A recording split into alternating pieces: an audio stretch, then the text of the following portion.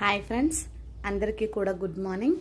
ఇంత పొద్దున్నే ఎందుకు వచ్చానంటే ఇవాళ నాకైతే 1K సబ్స్క్రైబర్స్ అయితే అయ్యారండి. చాలా అంటే చాలా థ్యాంక్స్ అండి. మీ సపోర్టు, మీ ఆదరాభిమానాలతో నాకు 1K సబ్స్క్రైబర్స్ అయితే అయ్యారండి.